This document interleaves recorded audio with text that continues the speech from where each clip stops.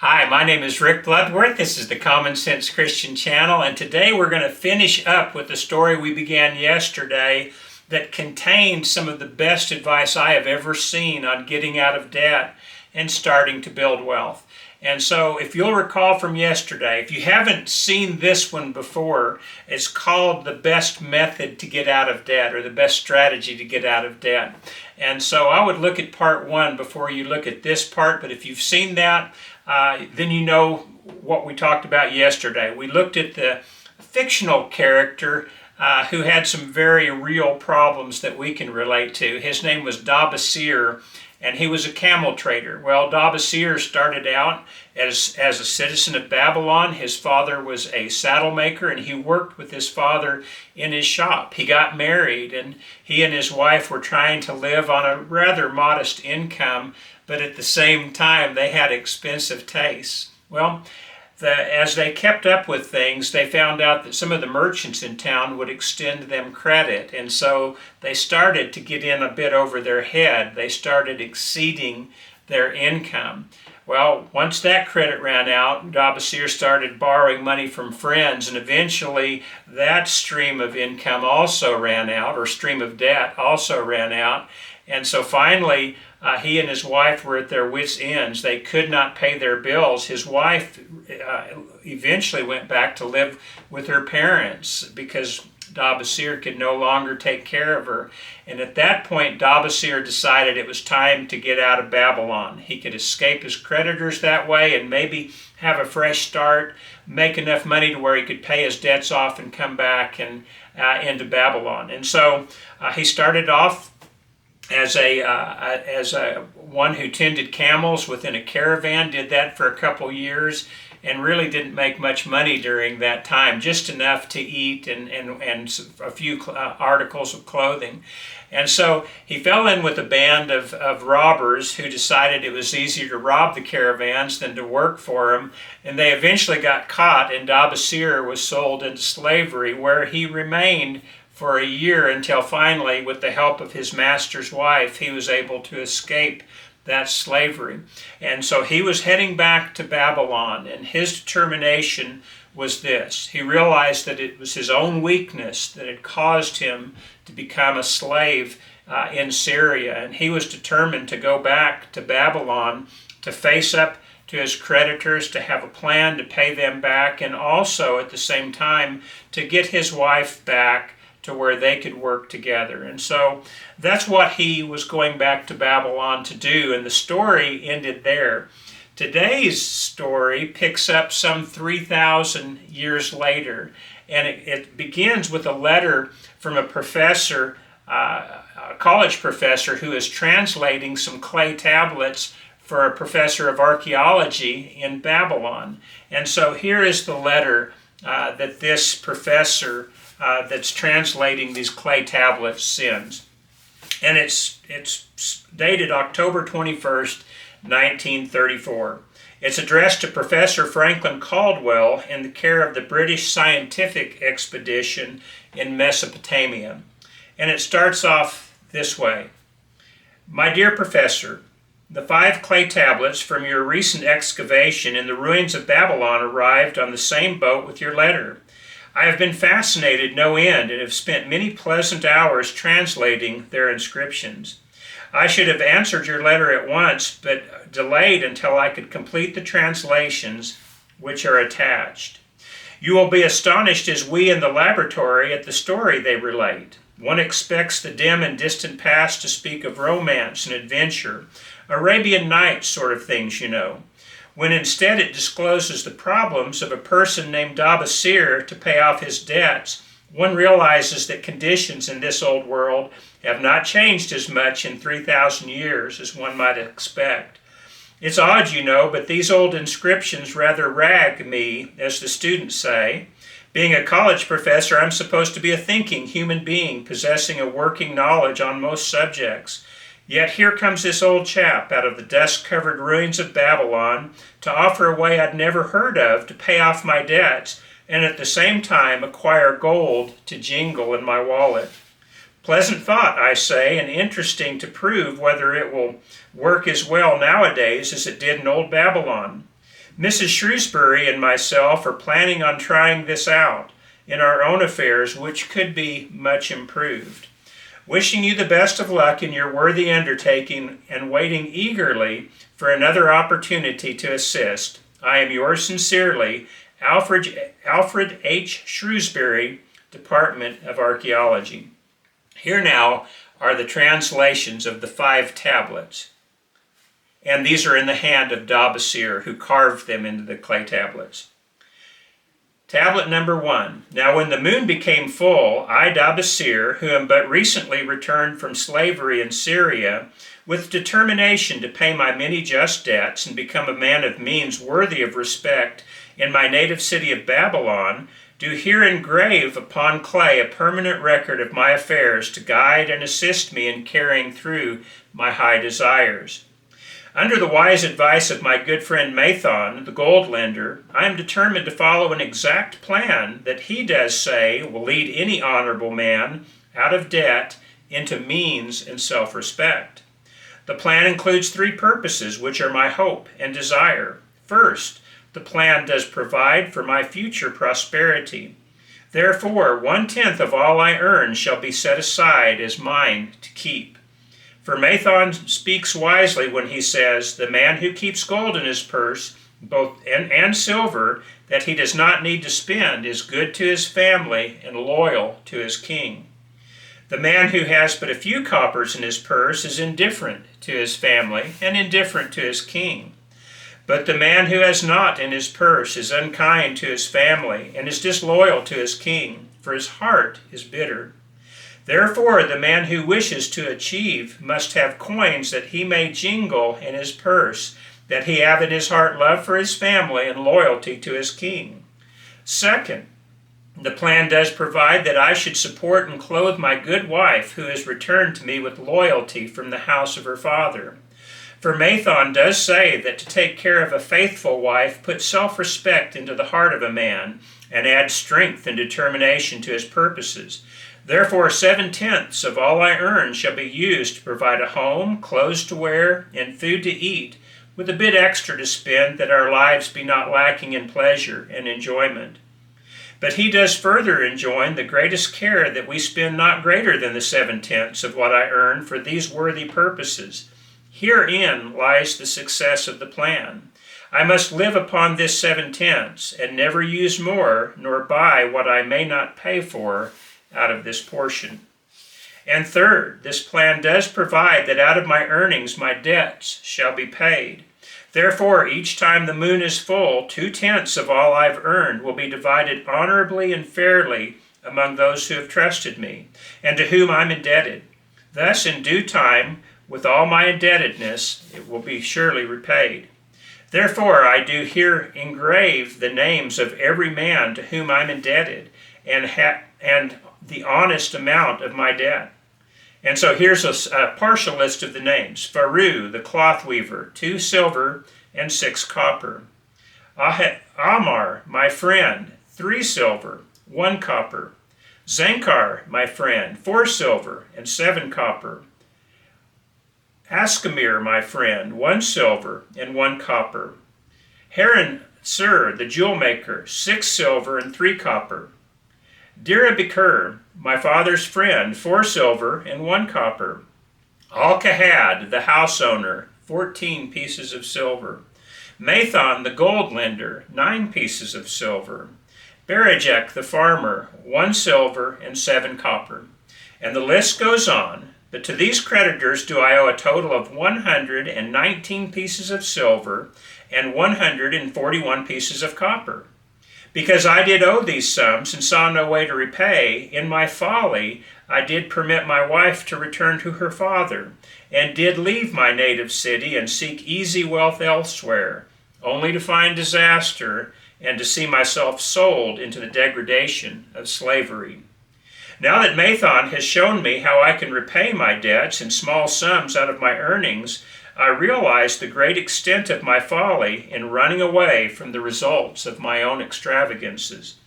Therefore, I visited all my creditors and explained to them that I have no resources with which to repay them except my ability to earn. and that I intend to apply 2/10 of all I earn upon my indebtedness, evenly and honestly. This much I can pay, but no more. Therefore, if they be patient, in time my obligations to them will be paid in full. Amar, whom I thought my best friend, reviled me bitterly, and I left him in humiliation. Berijek the farmer pleaded that I pay him first, as he did badly need help. And Alkahad, the house owner, was indeed disagreeable, and insisted that he would make trouble for me unless I paid sooner.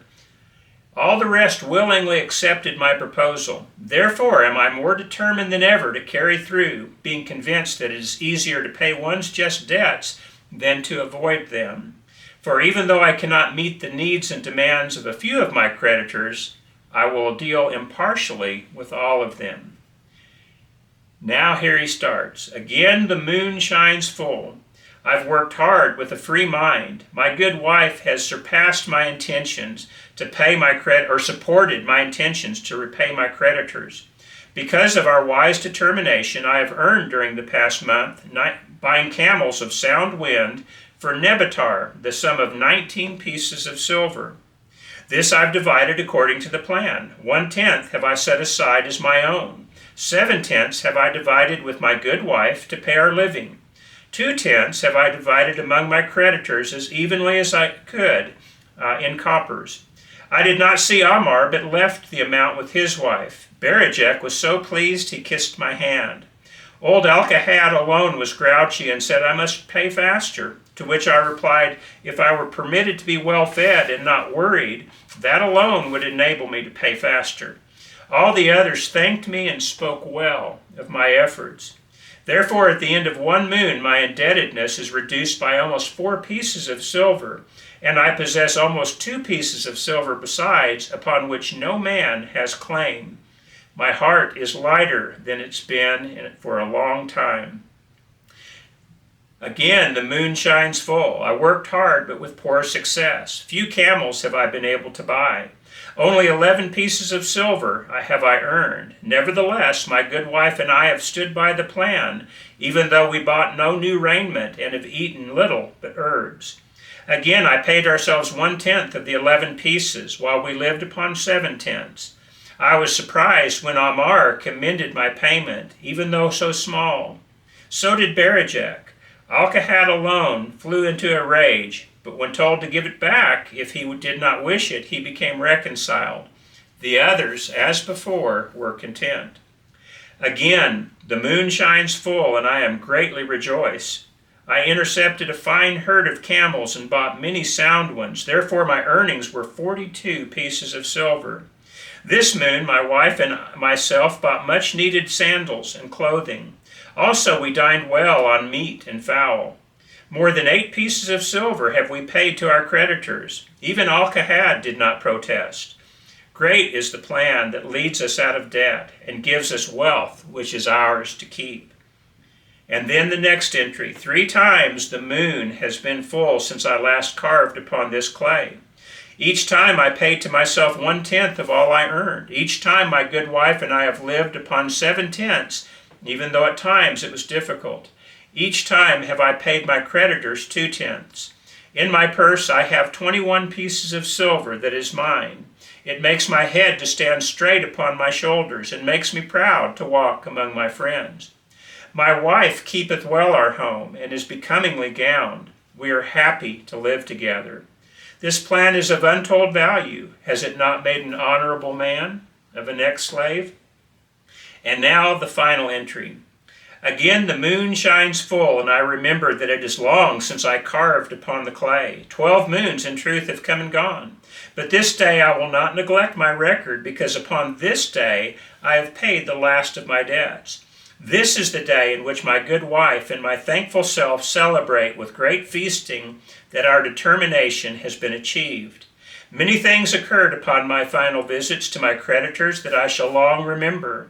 Amar begged my forgiveness for his unkind words, and said that I was one of all others he desired most for a friend.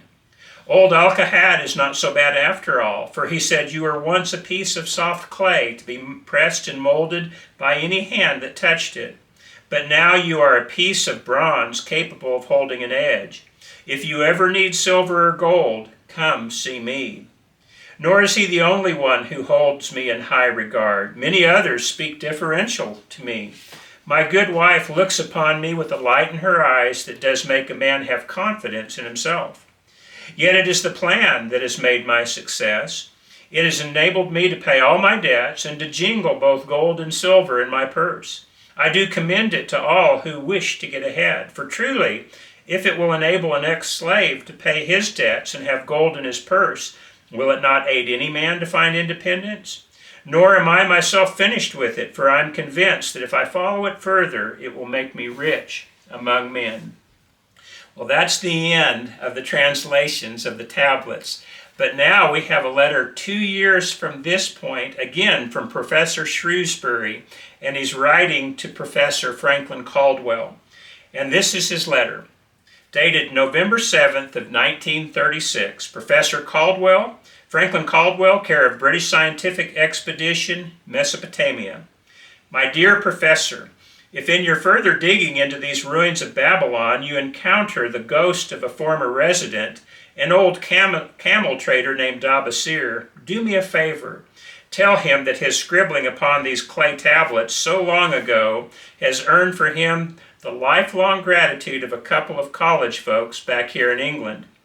You will possibly remember my writing 2 years ago that Mrs. Shrewsbury and myself intended to try his plan for getting out of debt, and at the same time have a little gold to jingle in our pockets. You may have guessed, even though we tried to keep it from our friends, of our desperate straits. We were frightfully humiliated for years by a lot of old debts and worried sick for fear that some of the tradespeople might start a scandal that would force me out of the college. We paid and paid every shilling we could squeeze out of our income, but it was hardly enough to hold things even. Besides, we were forced to do all our buying where we could get further credit, regardless of the higher costs. It developed into one of those vicious circles that grows worse instead of better. Our struggles were getting hopeless. We could not move to less costly rooms because we owed the landlord. Therefore, it did not appear to be anything we could do to improve our situation.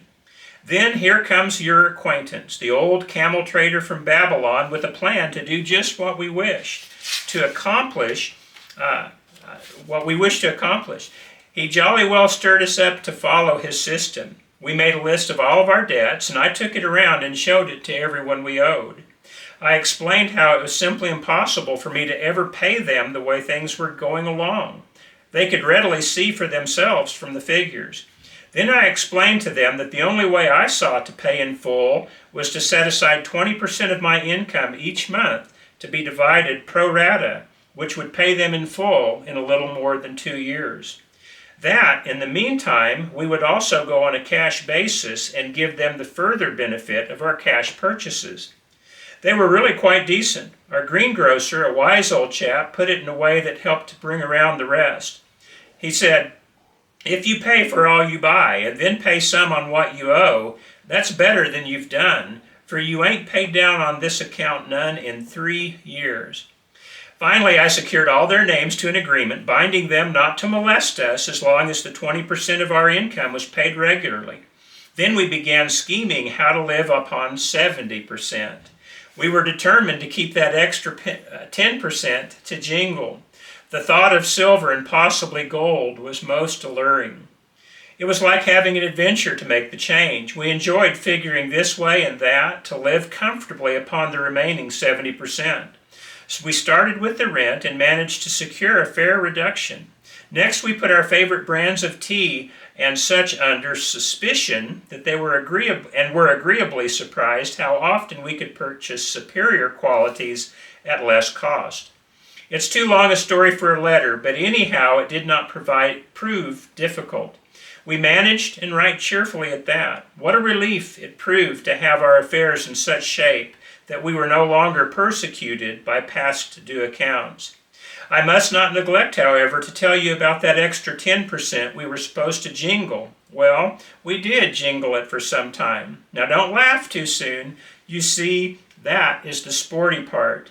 It is the real fun to start accumulating money that you don't want to spend. There's more pleasure in running up at such a surplus than there would ever be in spending it. After we had jingled to our heart's content, we found a more profitable use for it.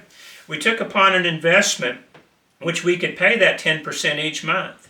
This is proving to be the most satisfying part of our regeneration. It's the first thing we pay out of my check. There is a most gratifying sense of security to know our investment is growing steadily. By the time my teaching days are over, it should be a snug sum, large enough so the income will take care of us for the rest of our lives. All this out of the same old check. Difficult to believe, yet absolutely true. All our debts are being gradually paid, and at the same time our investment increasing. Besides, we get along financially even better than before. Who would believe that there could be such a difference in results between following a financial plan or just drifting along? At the end of the next year, when all of our old bills have been paid, we will have more to pay upon our investment, besides some extra for travel. We are determined never again to permit our living expenses to exceed 70% of our income. Now you can understand why we would like you to extend our personal thanks to that old chap whose plan saved us from our own hell on earth. He knew. He'd been through it all. He wanted others to benefit from his own bitter experience. That's why he spent tedious hours carving his message upon that clay. He had a real message for fellow sufferers, a message so important that after 3,000 years it has risen out of the ruins of Babylon, just as true and vital as the day it was buried. Yours sincerely, Alfred H. Shrewsbury, Department of Archaeology. And so ends what I consider to be one of the best chapters of any financial book I have ever read. And I've read an awful lot of financial books. Probably like you, I and my wife have spent more than our fair share of time in debt and trying to get out of debt. And without a plan, it's almost impossible. But once you find something that works and you're able to follow that plan, you're going to find that it's almost like a burden has been lifted from your shoulders. And in fact, it is a heavy weight that will be lifted. Now, this plan may not work for you, but you're going to find one that will work. And it may be that these percentages will not work for you. You may have already increased your debt to the point now where it takes nearly every bit of money you have just to pay your bills each month. But my encouragement to you is to start doing something about it right now. Even if you have to sell something that you're not using, that's not a bad idea, because just by maybe having a garage sale of some of the things that you really don't want and really don't need that are just cluttering up things, you can get a big enough sum to pay a little of your debt down. And that little bit that you have will start a snowball effect. And now you've got a little bit more next month and a little bit more next month. It's true. There will be things that pop up that cause you to just have problems keeping your budget. But if you'll do your best, you're going to find that you have now a plan that's actually going to help relieve this burden that you've been under. And if you're not under the burden of debt, maybe you're just starting out and you're trying to figure out the best way to live, well, this is a great way to do it. I want to say from a Christian perspective very quickly that you always need to give God the first portion of your income. So whatever you make, whatever you have on your take-home pay, give to God as you've been prospered. Do so on the first day of every week. Be generous. Be content and happy and cheerful as you're doing this. It may not be as much now as you'd like it to be, but if you can get your finances under control, it'll be more later. And all God's ever expected is for you to do what you can with the circumstances that you find yourself in.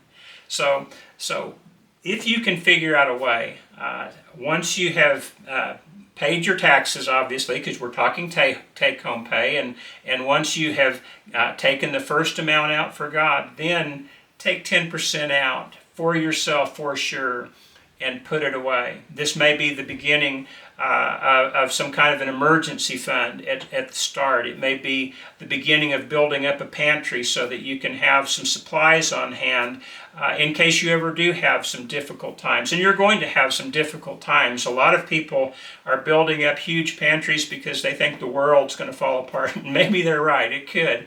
But much more likely, you're going to have your own private world fall apart from time to time. And if you've got a little bit extra set aside in cash, and you've got a little bit extra set aside in your pantry, and you can do so responsibly, using these things to supplement a faithful life before God, you're going to do well. Make sure you never put aside money thinking this is now your God. If you ever forget that it's God whom you rely on, you're going to fail in your plan. If not now, then certainly on the day of judgment. Because the big picture is this: we want to be in heaven with God someday. The only way that's going to happen is if we start serving Him to the best of our ability right now. And you're going to find that service is very pleasant. When we talk about service to God, we are talking about doing things for other people that will ease a burden for them. And by doing so, it's going to cheer us up tremendously. There's nothing as encouraging, I have found in my life, as encouraging others and helping them out at times. And so, getting back to this idea of the budget, this 10% to put aside for yourself, 70% to live on for your expenses, and then 20% to pay down your debts. And so when we talk about that 70%, we're talking really about things like your rent or your mortgage. We're talking about your car payment perhaps. We're talking about certainly gas and utilities and food and clothing and all that. Is it possible to do that with 70%? And the answer is it may not be for you now because of the mess you've already gotten yourself into, but it will be eventually possible. And if you're just starting out, or if you've been pretty prudent to this point, you're going to find out that you can live quite nicely on 70%. And then if you have no debt, there's all sorts of things you can do with that 20% that you were going to set aside for your debt. Start that by paying down your car loan. I realize that's still debt, but that's also a monthly expense. So start off by paying off your car loan, your student loans, your mortgage if you have one. And then when you've got all your debt paid off, now you've got that much more money to start putting into investments. You've got that much more money first and foremost to start giving to those who are really in need. And now you've finally got the resources with which to help them. The reason that I am convinced that this is the best advice I've ever come across is because I have tried a lot of different things. And like Dabasir, I've been a slave, not to a human being, but to debt and to the people that I owe that debt on. And it's a hard way to live. But also, like Dabasir, I have found that it's my own weakness that has put me into that situation 9 times out of 10. It's true that sometimes you'll have medical bills that you could not have predicted. You'll have repairs that just have to be taken care of. If you live in a cold area and your heater goes out, you have to have heat. If you live in a hot area and your air conditioning goes out, you have to have something to keep you cool enough to survive. And so there will be unexpected things pop up. That's why a reserve account, this 10%, is so valuable to you. And when you have enough set aside for that, you can start investing in things that will perhaps allow you to do things later on in your life that you really look forward to. Again, 10% is yours to keep. After you've given to God, take 10% for yourself. And then after that, live on 70%. However long it takes you to get to that point, live on 70%. Use the other 20% to pay down any debt that you have, both the short term, credit cards and doctor bills and such like that, and the longer term, your car and your student loan, and then the longest term, your mortgage. And then you can take now 30% and start saving to do things you've always wanted to do, such as maybe buying a car with cash, or going on a nice trip, or helping out this person you've always wanted to help. There are so many possibilities when you get your finances under control. And the possibilities are exciting. Have you ever thought about that? Most people think of finances with gloom and doom and tremendous trepidation. But when they're under control, then it becomes exciting and the possibilities become limitless as far as what you might be able to do with the understanding that you're doing them as a servant of God. Well, that's the end of the lesson for today. I hope you've enjoyed it. Let me know if you've applied things like that, or if you found a better method. I would certainly be interested to hear about that. Again, if this has helped you, please like and subscribe to the channel. It really helps the channel get out to more people. But until next time, I pray that God will richly bless your efforts as you seek to serve Him to the best of your ability.